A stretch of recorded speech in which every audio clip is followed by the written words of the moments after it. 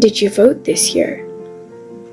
If you did, you should go to the Election Commission's website and check the voter roll. Once you enter where you're from and where you voted into the system, you'll find your name, your age, your gender, the name of your spouse if you have any, and the name of your parents on the Election Commission's website. You'll also find a list of the people who probably voted with you and their information as well.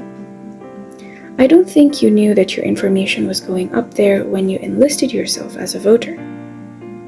You probably also don't know how long it's going to be up there because it's been well over 7 months since the elections and your details are still up there. If you're wondering how this data is going to be used, well, you'd have to keep wondering because this is the first time the Commission has done this. So this is a good time to ask. So what? What if my details are on their website? It is a government website and it must be protected in some way. But it isn't. Although we have a constitutional right to privacy, the Commission wasn't bound by any rules or any laws that required this information to be public. So we don't know how legal this is. The Commission could, however, come up with an excuse to make this sound legal under the refuge of electoral transparency or integrity. It is not uncommon for states to publish voter information for these reasons. Your name, your address, and in some states like Oklahoma in the US, even your political affiliation and your voting history are in the public domain. However, you have to ask, why is my gender, my spouse's name, and my parents' name up there? Let's speculate for a little bit. Why would the government do this? The first and the most obvious reason is legacy politics. Nepalese political history is evidence that party inclinations run through your family. So, if your parents have historically voted for Congress, you were most likely raised on the same ideals and you will probably vote for them. So identifying potential voters through their lineage is an effective strategy to influence election outcomes. Your gender and your marital status are also of help to strategists to estimate your needs and your demands. Your needs are approximated on the basis of your geographical location, the available resources in that area, and even your surname. Your intersectionality then becomes a tool for targeted advertisement. But I don't think the reasons end there. I don't think we should look at this as an isolated event. If you recall Kathmandu's Mayor Balin Shah's electoral campaign, you'd remember that he wanted to install CCTV cameras everywhere. If you now decide to apply for national ID, you will have to give your biometrics, retina scans, fingerprints and all. Last year on Valentine's Day, every single one of our Viber messages and media were checked by the Nepalese police as a part of a criminal investigation. Also, if you study in a government college in Nepal, you most certainly received calls from candidates for the student union asking you for your vote on your private number. And more surprisingly, Daraz charges a fee every time you don't make an online payment now. This is a pattern. It is proof that we are immersing ourselves into a state of maximum use of the internet, that we are moving very quickly towards digitization without any preparation whatsoever. And so today, more than ever, it is important to keep an eye on how the state collects, uses, and protects the unlimited information about our private lives online. Our increased tendency to digitize information without an encompassing and protective legal framework makes way for a new kind of state control, which is called data surveillance. This is when the government and private corporations collect and use our data for their own reasons. This could be anything from keeping track of particular individuals and communities' activities in the virtual space, or profit motives to feed data into algorithms for targeted advertisement. So modern-day surveillance is based on the English philosopher Jeremy Bentham's panopticon, which is Greek for 100 eyes.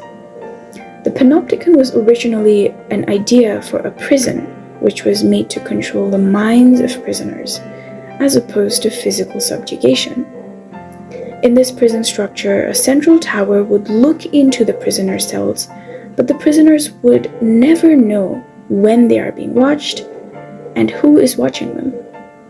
So they would, at all times, subconsciously, without any physical intervention, change their behavior. Political philosopher Michel Foucault was the first to point out that this is similar to how we act when we notice a CCTV camera. We suddenly change our behavior, as if we'd been doing something wrong. We're also suddenly very conscious, because we don't necessarily know who is watching us and what consequences we might have to deal with later. When surveillance is applied to the digital world, the extent of our anxiety and the control becomes much more monstrous. Because of the sheer magnitude of the data available online, it is impossible to regulate everything.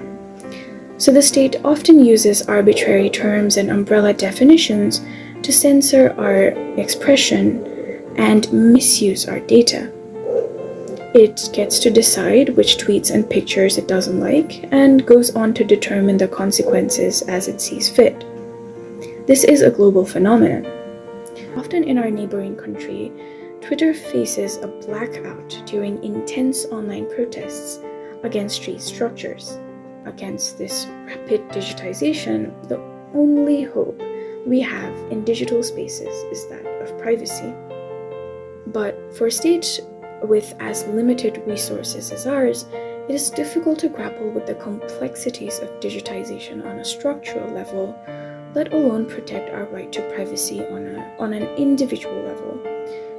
As a state, we haven't spent enough time understanding the prerequisites of this unprecedented rate of digital growth, let alone consider the consequences. So what now? What should the state do to protect us?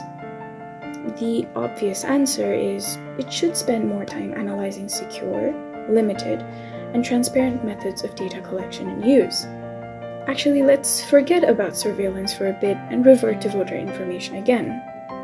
Because in this instance, we even have the Individual Privacy Act of 2075, which clearly says in Section 3 that every person has the right to maintain privacy in matters such as biometrics and gender identity. Section 4 goes on to tell us that we have the right to maintain family privacy. Section 7 protects the privacy of our residents. And more surprisingly, Section 11(2)(c) says that we have a right to privacy of our personal documents, which includes voter ID. The solution then was pretty simple. If the Commission really cared about our privacy, which it should have, we would have been asked if we wanted our information to go up on their website. After all, consent is inseparable from privacy. But the Election Commission didn't ask us about anything. And as far as I'm aware, even after complaints and deliberate movements from civil society, the Commission hasn't made any statement. More importantly, our data is still online, so the bigger problem remains. Even if there is no tangible consequence to your voter information being online yet, even if you don't care much about how it is being used, if you are an indigenous person, a Madisi person, a Dalit person, a queer person, a disabled person, a woman, if you belong to a historically oppressed community or fall in the intersection of any of these communities, you should be concerned. Because, sure, today the excuse is voter ID, transparency, electoral integrity, but the next time the state uses your data without your consent, what do you think their excuse will be?